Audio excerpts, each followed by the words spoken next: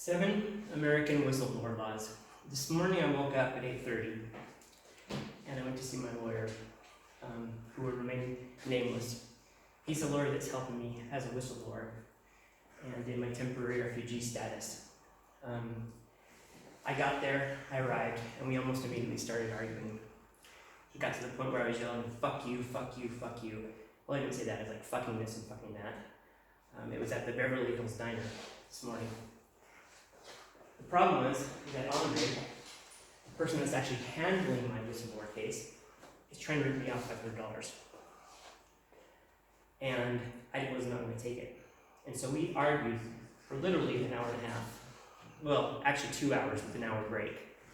So, yeah. So I have two choices. Either I can let my lawyer, I have three choices actually.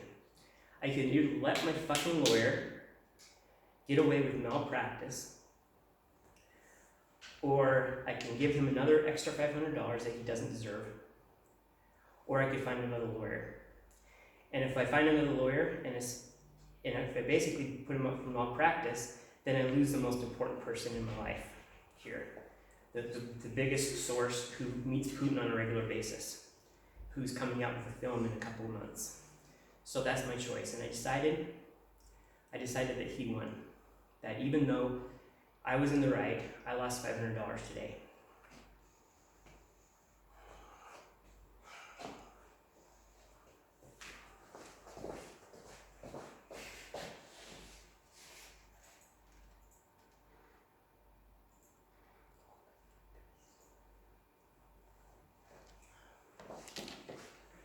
Okay, questions I ask myself.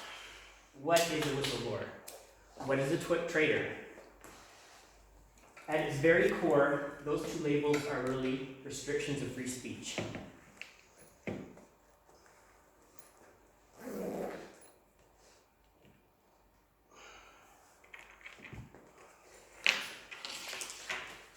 I'm going to talk about free speech in America. And I'm going to talk about all the different things that Americans do to destroy free speech. Because I didn't steal anything physically. I stole things that were non-material from the state of Utah and also from the federal government. And I'm being prosecuted in America for that. And so I didn't steal anything physically. I just took information from one place to another. In 1917, there's an act called the Espionage Act.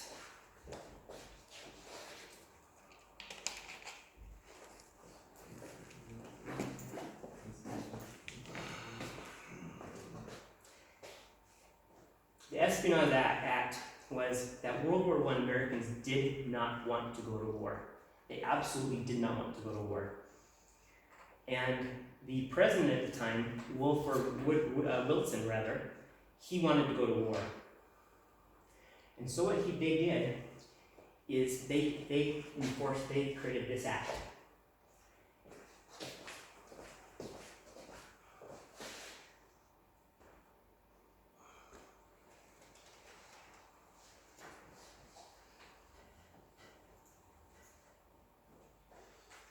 This is Debs. This man got 20% of the electoral vote in America while he was in jail. He was in prison. You know why he was in prison?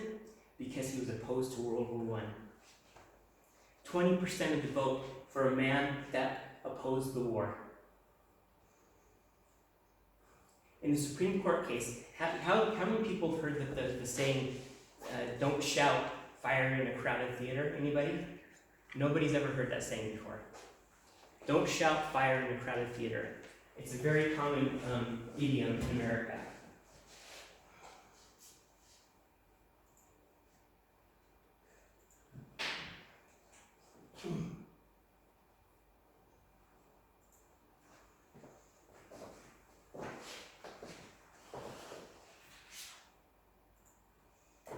Okay.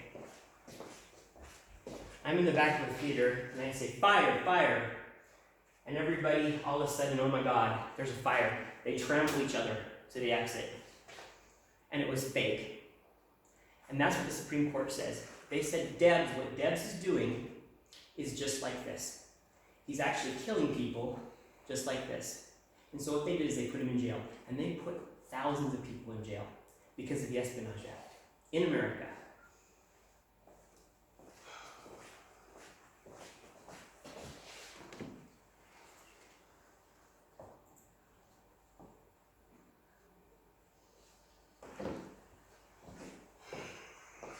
I want somebody to answer this question. How many people died because of Stalin?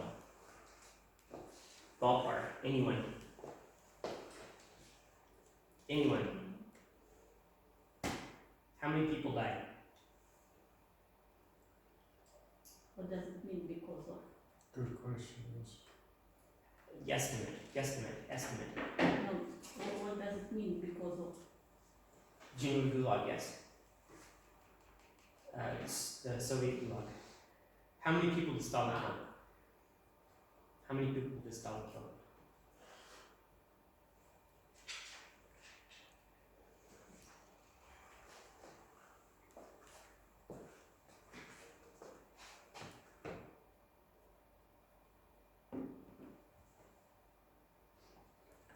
According to what? Give me an estimate. Estimated, just some guesses. Yeah, give me an estimate, a number, any number. 10. 10, Any number. 10 million. Okay. Stalin killed 10 million people during the purges in here in this beautiful country. The United States killed 2 with the Espionage Act. It was Julius and Ethel Rosenberg. Because of the Espionage Act. It was huge and terrible. And they died. They were actual spies.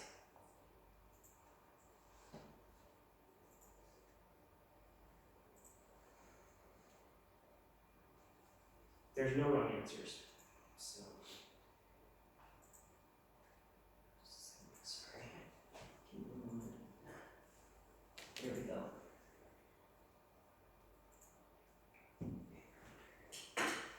Yep, these were communists, and they killed them in 1951. So, yeah, there was a big uproar about it, and it really tore the country apart. Free speech. Okay.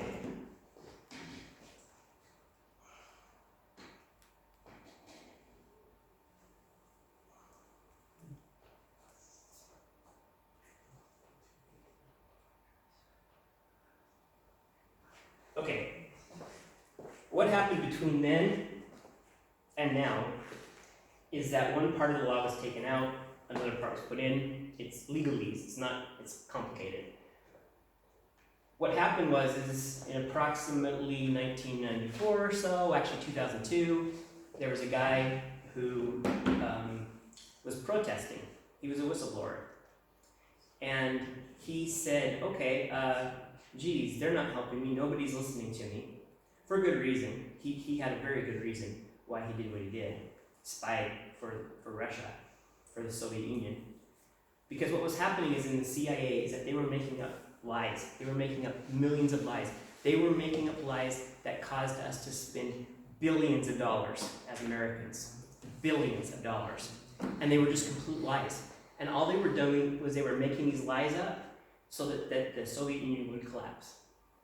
And some of the ideas were fucking absurd. They had a Russian submarine that was able to not be detected by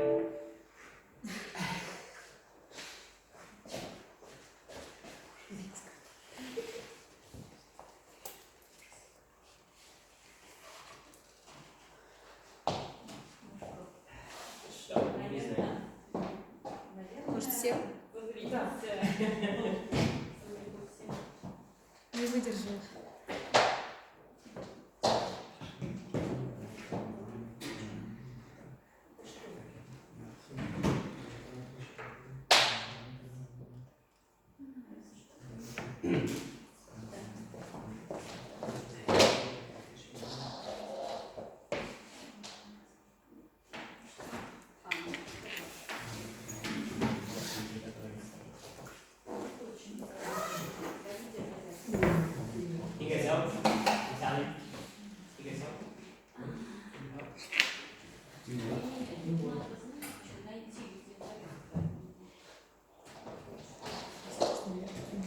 it's just.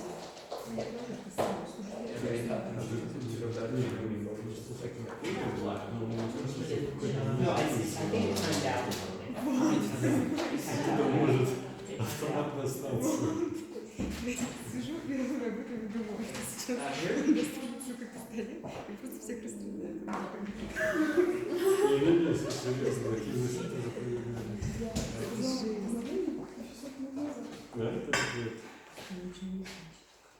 Want to hear a joke?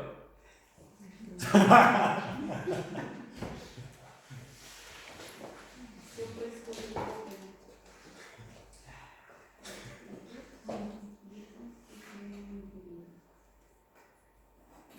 Like a joke in the movie Joker? That, my friend, that is a fucking brilliant movie. Joker, $1 billion. Billion. Billion, the B, the big B. Okay.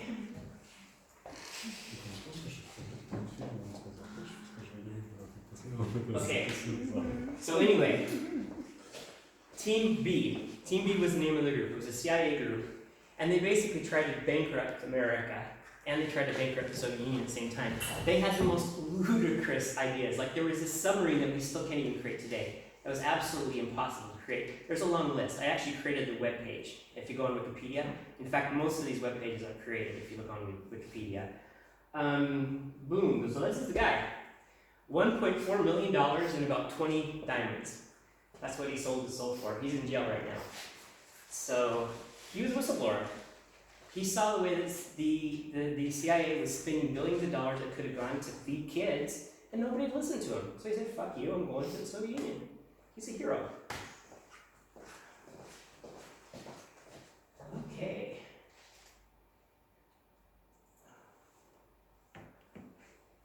Oh, now we're going to get to the good ones.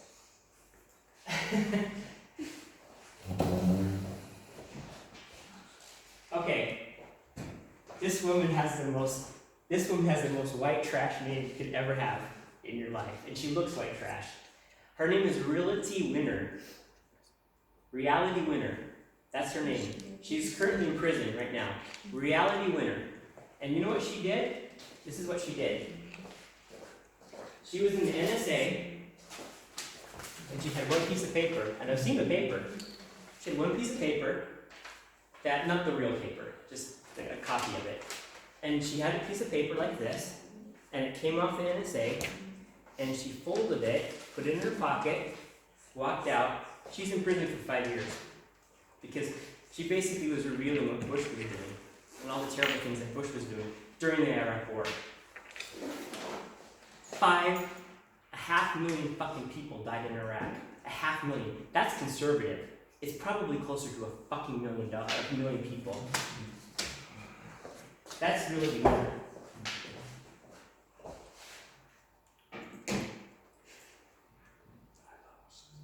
Oh, this is getting better. This is getting a lot better. How many people have ever heard of Chelsea or Bradley Manning? Manning. Nobody? It's a tough crowd. Okay,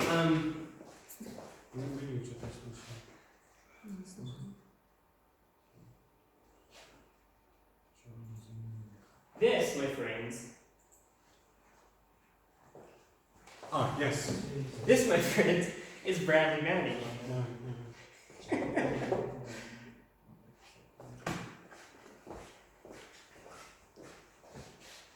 Before,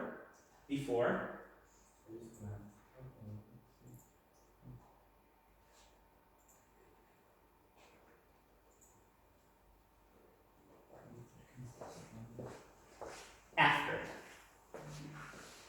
transvestite. So, 1 second.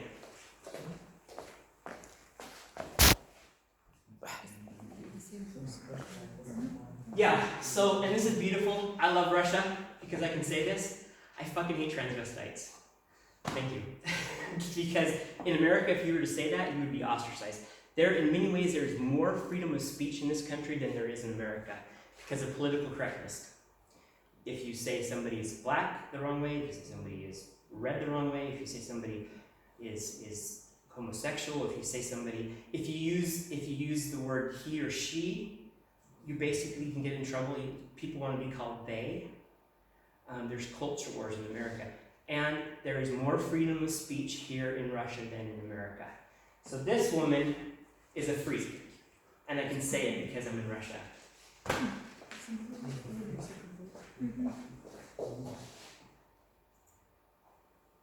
Okay, so what did she do? What did she do? Assange. How many people know Assange? Everybody. Everybody knows Assange. WikiLeaks. This is a 2-minute video.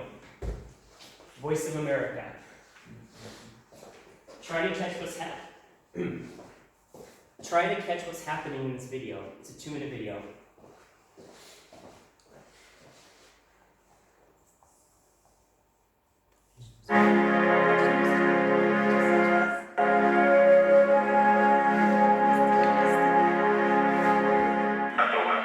Two Apache helicopters circled over a group of men walking in Baghdad in July 2007. They've been called in to assist U.S. ground troops. The helicopter gunner asks for permission to fire.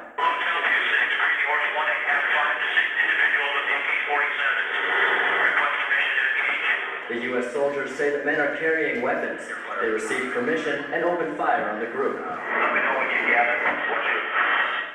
Light them all up. 2 traffic, 260. Come on, fire. In the incidents, 12 people were killed. WikiLeaks, the group that posted the video, has identified 2 of the men as a Reuters news photographer and his driver. The U.S. military has confirmed the authenticity of the video, but not the identity of the 2 men.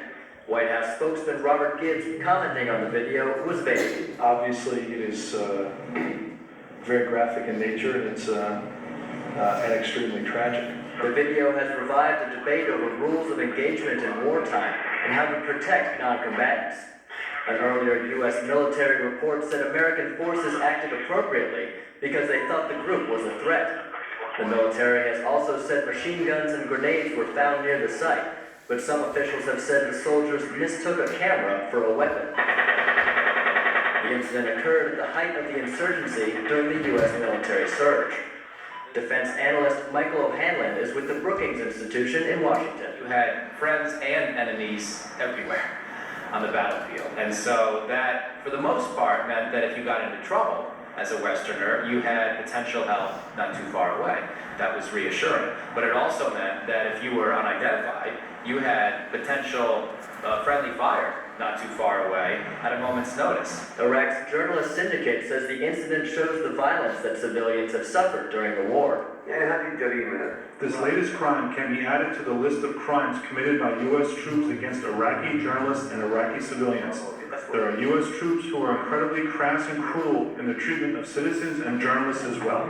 Reuters editor-in-chief called the incident emblematic of the extreme danger encountered by journalists when they cover wars. The news agency has pressed the U.S. military to conduct a full investigation. Gabe Joselo, VOA News.